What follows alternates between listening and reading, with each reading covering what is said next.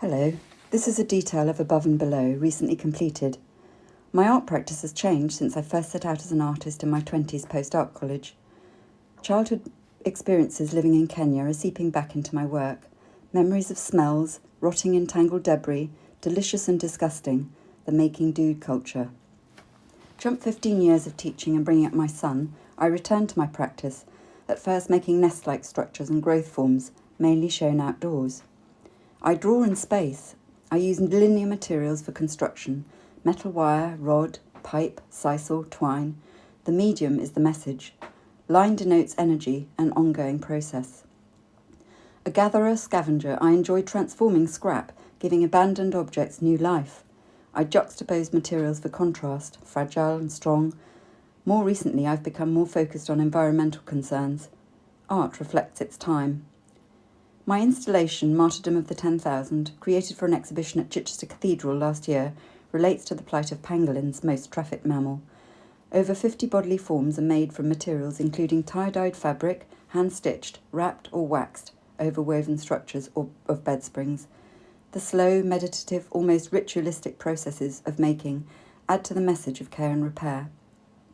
One of my first site-responsive installations was Lichen in 2013, originally created for the Saw Abundance Garden Trail. It refers to nature's repossession. The organic forms, reminiscent of lichen found in the garden I was allocated, are made from hard and soft materials. Appropriately, fungi sprouted through the work. Our Daily Bread, a film by Nicholas Gerholter, takes a cold look at factory farming. Along with the books I was reading, news of ocean gyres of plastic, and other exposed horrors, the planet's breakdown became more significant in my work. In particular, human exploitation of nature, overconsumption, and mass extinctions. Glut was created on my MFA in 2018. Some waste materials were personal. My dog died at the time, and her lead features. It's about love and loss, death and renewal. The work is a wailing. Tentacular entrails are bound and stitched as a form of suturing, healing through making. Tongue is an abject object, part of my exhibition in Victorian Cells in Trowbridge 2019. The big wounded body, precariously propped, posed the question, are we all offenders given the state of our world? Textiles layers, some wax-coated, suggest vulnerability, flesh, organ, waste, violence, incarceration. Pyre, made just before COVID broke out, is a response to the catastrophic Amazon and Australian wildfires. It comprises a collection of treasured, carefully bound charred bundles as offerings, remembrances. The objects came from many places I've been to, sacrificed for the peace. Collecting materials is intrinsic to my process and I treat them as non-hierarchical. Exploring connections between line and energy, Matter and Flux was an immersive installation filling a large room. Inspired by microscopic phenomena, especially spiders' webs, it was expansive and grew organically within the space as I accumulated materials. To me, Donna Haraway's words, life lived along lines, a series of interlaced trails, is a metaphor for interconnectedness. I was awarded ACE funding for Stepping Stone, a project of site-specific artscapes I curated in Mendip Quarries featuring 14 artists linking culture, environment and community. Siri was inspired by crinoid fossils found in ancient limestone seabeds. The creatures cling and drag themselves along by their tentacles. Eviscerated Earth is a ghost cave, delineating a site where caves existed before their destruction from quarrying.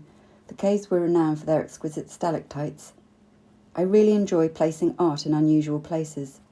Snakes and Ladders was created for B-Wing, an ACE-funded project I co-curated in Shepton Mallet Prison. 5 dysfunctional ladders ranged from 4 to 7 metres long and spanned 3 floors. Made from found wood, wire, paper, plastic, one suspended from the ceiling, reminiscent of flight and extinct animals hung in museums. The game Snakes and Ladders is about fate, disappointment and hope.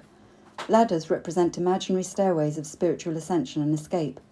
I was inspired by Piranesi's Imaginary Prison series. My piece alludes to the human cycle of striving, greed and suffering. On the right, parts were reinterpreted in Walcott Chapel. Hope of a Tree was created for a travelling project Inch by Inch in 2021. A metal trunk houses vertical forms which extend when opened. From containment and constriction to regeneration, branching forms, old umbrella frames with hand-stitched patches of textiles and plastic, rise up beyond the grid. In lockdown 2020, I developed a project, Life in the Undergrowth, inspired by hidden worlds in my garden that get overlooked. A fascination with entanglements of roots, worms and shoots in upturned turf led to experimental responses using to hand materials and objects. Drawings and sculptural works evolved, and I made a short film. The fall. Inspired by cascading roots from a fallen tree, this expanded to wider references of falling, autumn, fall, and the story of Icarus. I was reading The Overstory by Richard Powers. This phrase captured me. There are no separable events. The bird and branch are linked creatures. My teaching experience helps sustain my practice. I juggle making with curation, community projects, run workshops, courses, and tutor privately. Sharing skills and ideas is a strand of my work. Here we're making a chameleon in an adult workshop at the Llama Tree Festival, installed at Stourhead in 2011. I worked with Hazel Grove Prep School students to make this albatross using recycled plastic and wire. Thousands of albatross chicks die from bloated stomachs filled with plastic. Their parents mistake floating objects like lighters and bottle tops for morsels of fish. The work's now permanently displayed in their school atrium. In new work, I'm developing a series of flags of the forest, inspired by walks in woodlands. The flags celebrate biodiversity, hopeful of nature being more cared for and thriving. A patchwork of semi-translucent fabric remnants, some botanically dyed, eco-printed or embedded with found objects, will be installed outside for Wonderland at Treminier Sculpture Gardens. Woods and forests provide vital ecosystems crucial to our survival.